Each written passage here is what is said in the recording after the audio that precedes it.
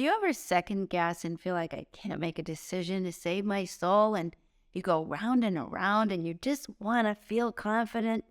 Well, if you're struggling, it's because your solar plexus, your third chakra, is blocked.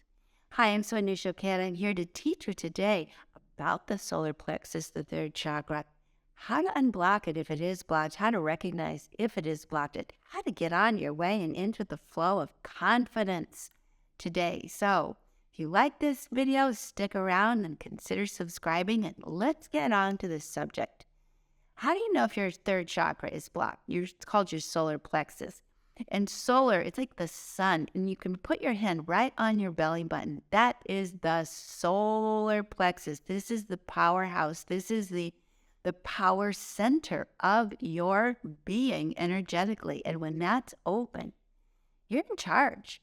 It's like being on the throne of your kingdom or queendom, and you could run your life with decision and be quick about it and be very clear and in the flow and no second guessing and have boundaries and people respect you.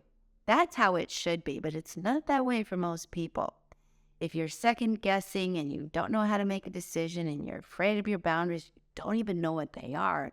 You say yes when you mean no, and no when you mean yes, and you get walked all over and off your path, and you agree to things that aren't really good for you. Forgive yourself. It's normal when your blocked chakra is running the show. So the first thing you want to recognize is I have a right to take care of myself. And that's what my third chakra is about. It is about personal responsibility and taking charge of my life and making it work for me. Nobody does it better than you, and nobody does it better than the spirit of who you are. That is what the third chakra is about. So to unblock it, you have to use these two words and really internalize them and consider what they mean. I decide who runs my life. I decide what runs my life. I decide what works for me. I choose. I decide. Those are the words that are really going to start unblocking your chakra. Imagine if it's the throne of your kingdom and you've been off and you've got a bunch of mice running around it. It's like, everybody out. That's my throne. Out. Everybody out.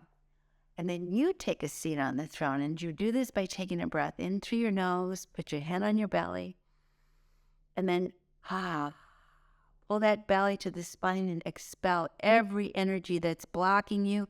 Breathe in.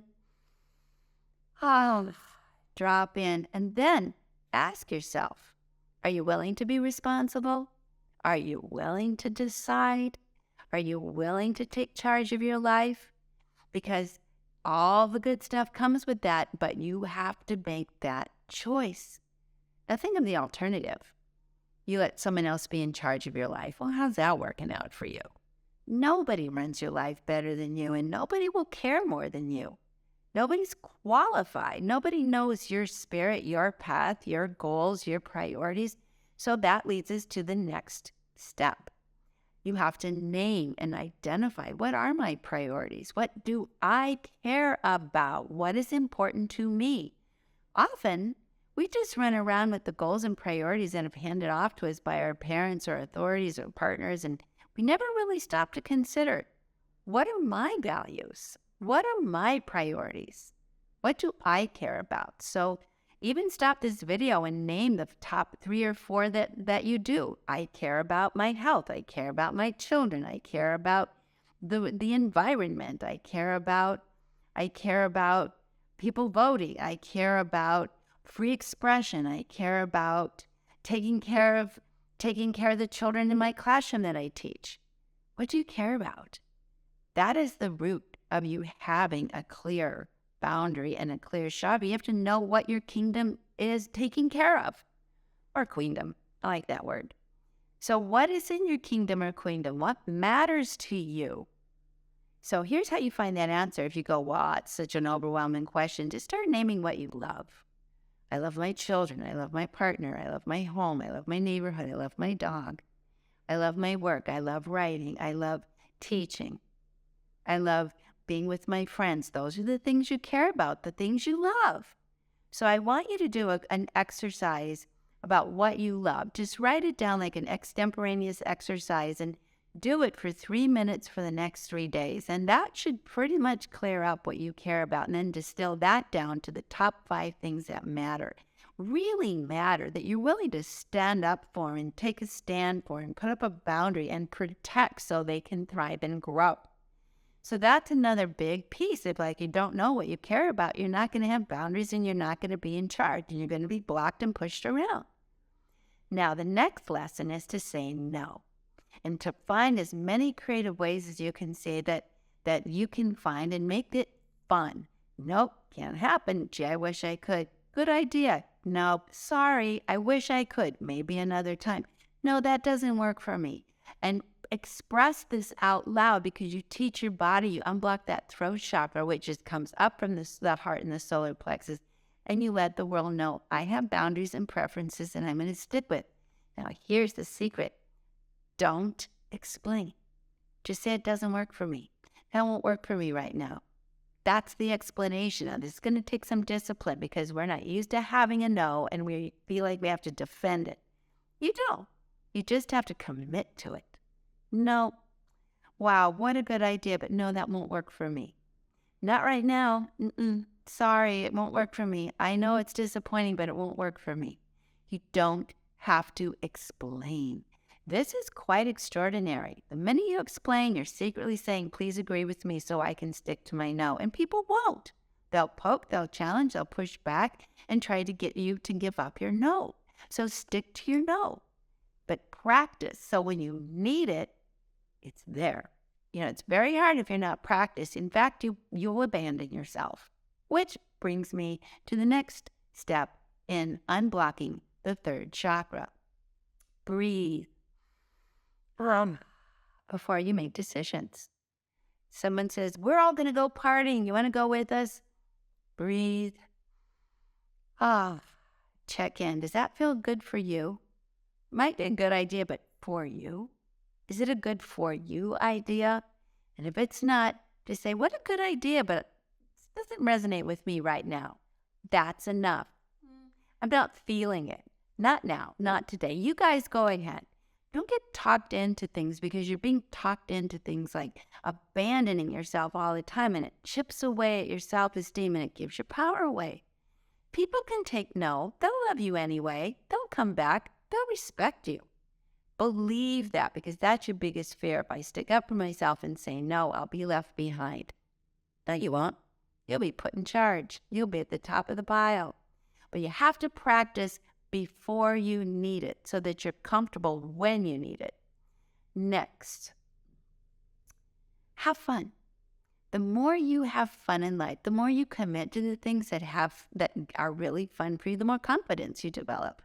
Having fun is letting your spirit take over your body. And when your spirit takes over your body, it takes care of you. It does not abandon you.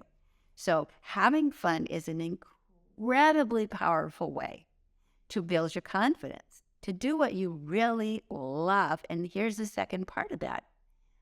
Especially have fun in a physical way. Dance, bike, run. Let that power move your body. Do improv, make jokes, have fun with your friends, create a dinner together, because that third chakra also has to do with I decide how to create. So have fun and create something. And that really builds your confidence. And don't need to make it a good creation, just a fun for you creation. Whether it's a meal, a painting, a game, a garden, a picnic, a trip around the block, an improv class, just have fun, because that builds your confidence better than years of therapy, because your spirit drops in and your spirit isn't insecure.